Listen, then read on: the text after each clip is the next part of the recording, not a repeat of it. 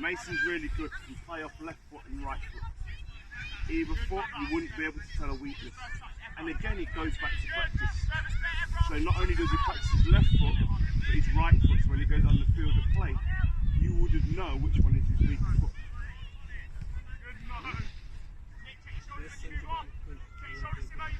Best centre back I've coached. I've played with some good centre backs. The best centre back at the minute, I would have to say, we've got a lad called Lloyd Kelly who's worked at Bournemouth. And obviously I'm privileged because we work with the England senior teams as well. So you could go across all the, you know, whether that's Harry Maguire's, Chris Smalling's, all those sort of players. They're top players, but they're not just top players, they're good people. And that's one of the most important things that I have to say to you all, is that it's not just about what you do on the field. If you want to try and aspire to be the best that you can be, is to be good people first and foremost. Managers want good characters that help other people in the changing room. So it's not just about what you do on the field, it's also about listening to your coaches and making sure that you all try and encourage and respect one another. Yeah. Oh, it's intense.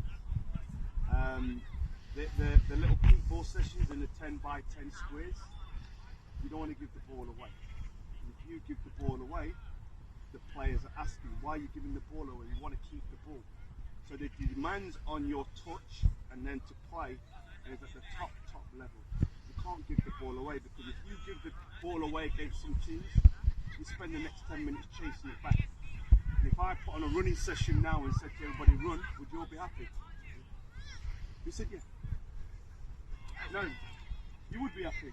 You're probably one of a kind. Majority of people want to run with the ball, not without it. So don't give the ball away. So that's how intense it is. And they get to that level by just continually practicing their touch and pass. So that when they go in them small games, you don't give the ball away. Hence why Man City and Man U and Liverpool, Barcelona do what they do. And I'm talking extreme levels, but you know, the more that you can keep the ball and be the kind of player that the manager and coach can trust, the better you'll be for it. Yeah. That's a really good question. One of the things is trust. So your manager's got to be able to trust you. So trust is a big word. So trust off the field is the same on the field. If all of a sudden one of those players makes a 40-yard run, you've got to stop with it. If you don't, you might cost me a goal. So I'm looking at you from a trust angle off the pitch, so that when you go on the pitch, I know exactly what I'm going to get from the characteristics without even playing. And I could go through so many: resilience, teamwork.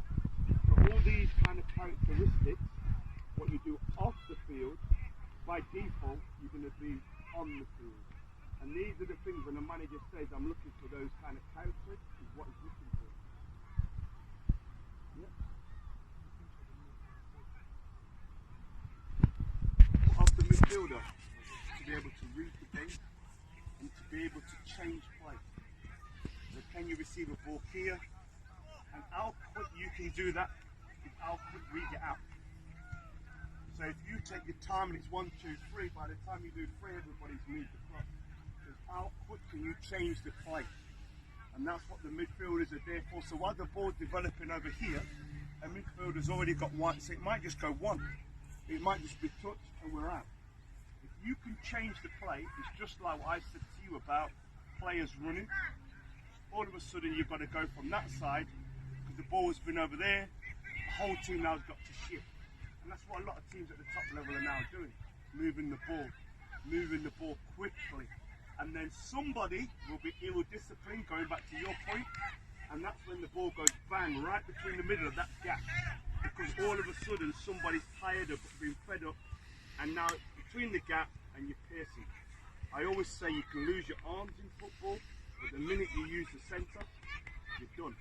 So that's why teams will try and be compact. So forcing the teams to go round and round, but the minute that somebody's just gives that little gap, maybe a yard, 2 yards, and those players go boom, all of a sudden you're done, because now the active centre is your goal. Yep.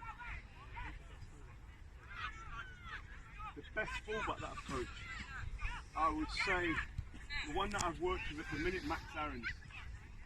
Really good player. I don't think he's going to stop at Norwich. Obviously, they've been relegated. So I'm with the 21s more than seniors.